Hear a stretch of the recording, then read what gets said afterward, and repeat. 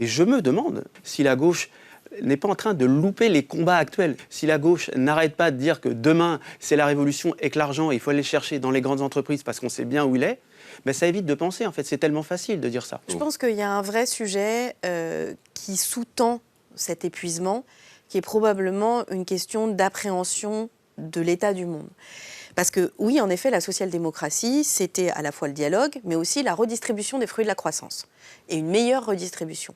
Sauf que ça, quand il y a moins de croissance, pas de croissance ou une crise écologique, ça ne marche plus.